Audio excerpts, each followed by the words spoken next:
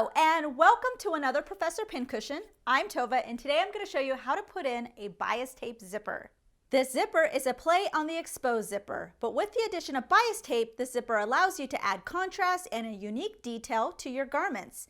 Anywhere your garment has a zipper, it can be substituted with this technique. Just because you need to put in a zipper doesn't mean it also can't be fun and interesting. Let's go ahead and get started.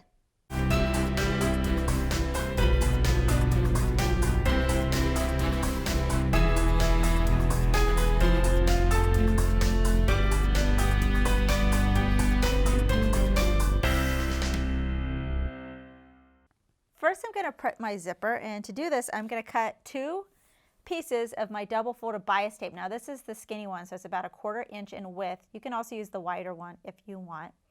And I'm going to cut it so it's about 1 inch bigger than the actual size of my zipper. So you can see that it extends about an inch. I'm going to have one on each side of these. So I'm going to do one side, but you'll do the same thing with the other side as well. And sometimes it's easier if you open up your zipper to start with. So you'll notice that this bias tape will open up. So you have a fold on each side when you open it up. And then if you close it, you have a fold on this side, and this is the side that it opens on. So on the folded side, I'm going to pin it alongside the teeth, but I'm not going to keep it folded up like this. I'm actually going to open it, but it's going to be the same folded side, or where that crease is, that's what you're going to pin. So I'm going to open it up, but make sure that folded point is right on the edge of my zipper. And I'm actually not going to start right here at the end. Just put it up maybe about an inch, a half inch up. And then you're going to go ahead and pin this because we're actually going to stitch right on the inside of this bias tape. I have both sides of my bias tape pinned to my zipper. Now here on the end, just because we don't want the raw edge of the bias tape to be showing when we finish with attaching our zipper in, I just go ahead and fold it about 1/2 inch into itself. So it's folded over from the right side to the wrong side, and then I could just pin it into place. And this stops right where I have my zipper stop. So you can see my stop right there. So I just make sure it's lined up on each side. And then up here at the top, usually because we have a type of finishing at the top to finish the zipper, I can just go ahead and leave this with a raw edge, or you can do the same thing as you do in the bottom, which is folded over.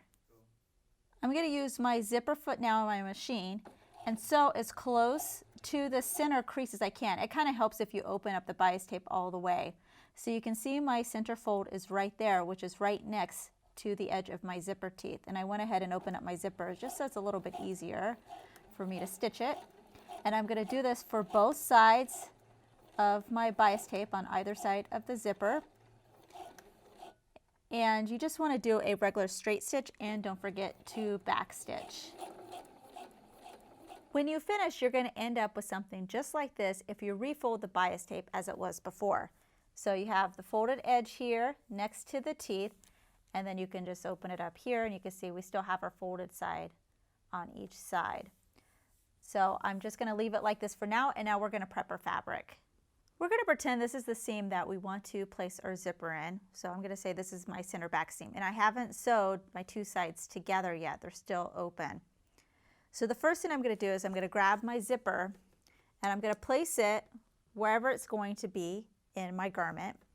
So usually you don't put the head directly at the top. You usually have a little bit of wiggle room for finishing and stuff like that. So I'm going to place it there, and I'm going to mark on my fabric where I'm going to have the end of my zipper. So sometimes if you're doing this with a pattern, there's going to be a notch there, or there's going to be some sort of mark to indicate it. But I'm just going to go ahead and use my fabric marker to mark it. On each side, I'm going to go ahead and draw a line down to this bottom line here, 3/4 of an inch away from this raw edge. So I'm going to do it on this side, and then I'm going to do it on this side as well. So I'm using my sewing gauge and my marker to mark that, and then I'll just draw a line to connect it. So you end up with a straight line like this, and then it'll go across at the end. Now I'm doing this on the wrong side, but it really doesn't matter at this point. But I would just go ahead and do it on the wrong side as well. I'm just going to go ahead and do a regular straight stitch on that same line that I drew. Don't forget to back stitch, and you just need to do a regular length. I'm going to finish my seam that's below my stitch lines up here at the top. So I'm going to take my two pieces, place them together right side to right side, just like you're going to do any other seam. Line up the raw edges, and then everything below the box. So I'll start right here, and I'm going to stitch down to the bottom of wherever my seam stops. You're going to do it whatever your seam allowance is for your project. So in my particular case, I'm going to do 5/8 of an inch seam allowance. I'm starting at the bottom of my box. Don't forget to do a back stitch. You just do a regular straight stitch, and then you can go ahead and press the seam open. From this bottom line, I'm going to go up into the zipper part a 1/2 inch, make a mark, and then from this mark you're going to cut a diagonal line to this corner here. Just be careful you don't cut into any of your stitches, and make sure that you're actually cutting both sides of these, because remember we have two sides here and you want to get both of them. Flip over your fabric so you're looking at the right side, and then you're going to take each side and you're going to fold the zipper section so this stitching that you did before is going to end up right on that fold. So I'm going to do this side, I'm going to do the same thing to this side over here, and you're going to go ahead and pin it and press it. Now down here at the bottom you'll probably have a little bit of fabric sticking up, so you're also going to tuck that over so it's on the inside and you end up with more of a straight edge down here at the bottom.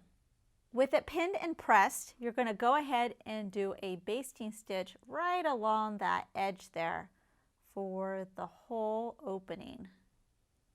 With the basting stitch, I'm going to do the longest stitch that my machine can do, and I want to get it as close to the edge as possible. This is just a temporary stitch. Now we're going to go ahead and insert our zipper. So I'm still looking at the right side. I'm going to take my zipper. Now remember, the bias tape is folded, so we're just going to take our folded edge of our fabric and you're just going to slip it in between the folds of the bias tape. So it's just going to sit in there. I usually like to start with the bottom first because I think that's the most difficult.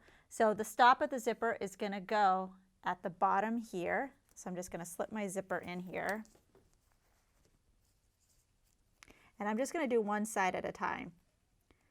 So I'm going to fit this at the bottom. Then I'm going to take the fabric, I'm going to slip it in between the bias tape folds,